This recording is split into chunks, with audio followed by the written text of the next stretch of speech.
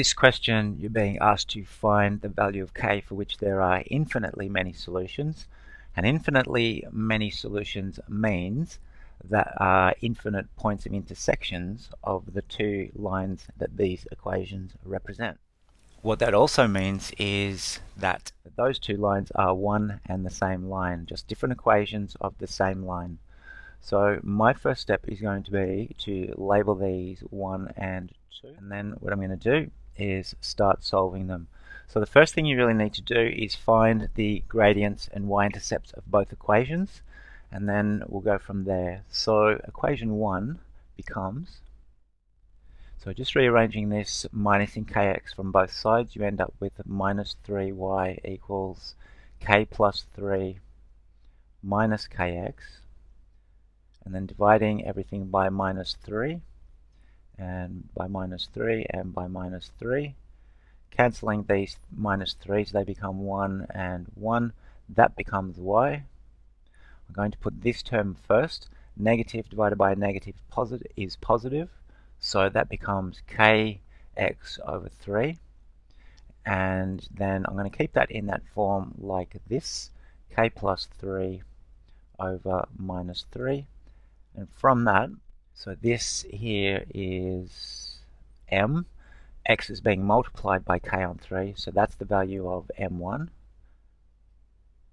And this whole thing here is the y-intercept c, and I'll call it c1. And I'm going to do the same thing with equation 2. So equation 2 becomes, and minusing 4x from both sides as the first step, so k plus 7 times by y is equal to 1 minus 4x, and then dividing every term by k plus 7,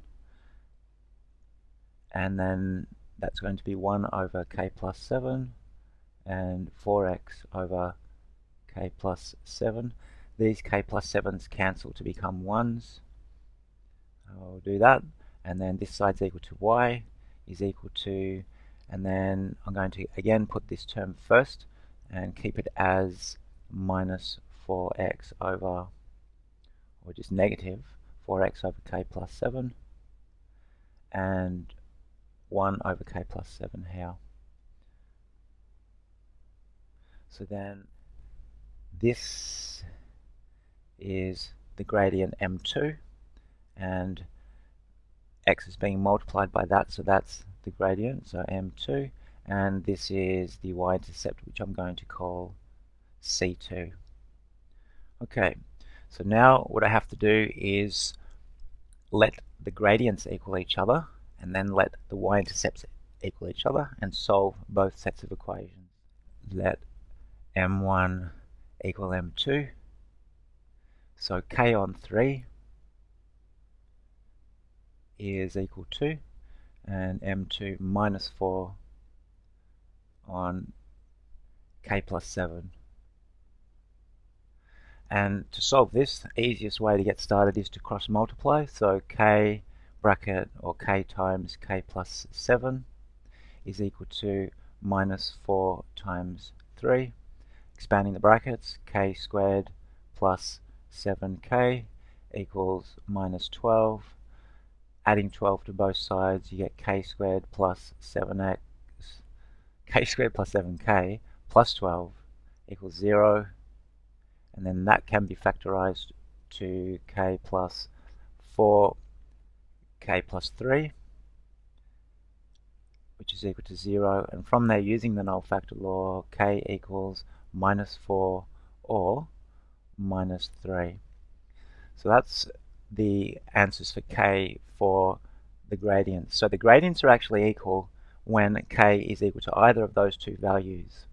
So now I've got to do the same thing for the y-intercepts and see what values of k I get there. So I'm going to let c1 equal c2. So c1 k plus 3 on minus 3 is equal to 1 on k plus 7. again cross multiplying, so k plus 3 bracket k plus 7 is equal to 1 times minus 3, and expanding the brackets, so k squared plus 3k plus 7k plus 21 is equal to minus 3. That becomes k squared plus 10k plus 21, and then adding 3 to both sides is equal to 0, and then you get k squared plus 10k plus 24 is equal to 0, and factorizing from there you would get k plus 6 in one bracket and k plus 4 in the other, and that's equal to 0. Again, using the null factor law, k is equal to minus 6 or minus 4. So the y-intercepts are equal when k is equal to minus 6 or minus 4, and the gradients are equal when k is equal to minus 4 or minus 3. So the gradients are equal and the y-intercepts are equal only for one of these values, and that's for minus 4. So when k is equal to minus 4, the y-intercepts are equal and the gradients are equal, and that makes the equations of the two lines have infinitely many solutions. So the answer to that part of the question is k is equal to minus 4. Part B, find the values of k for which there is a unique solution. And a unique solution to two linear equations means that there's one point of intersection of the two lines.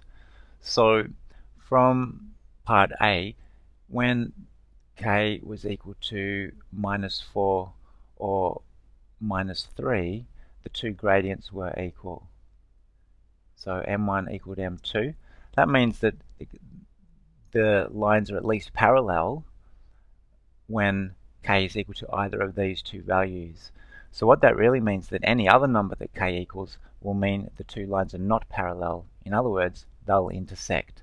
So all you have to do for this is let m1 not equal m2, and that would mean k would be the opposite of these values, or all other values except those values. So that would mean k would equal, or be an element of, all reals except for those two values. So backslash the set of these two values, and this is the answer to part B.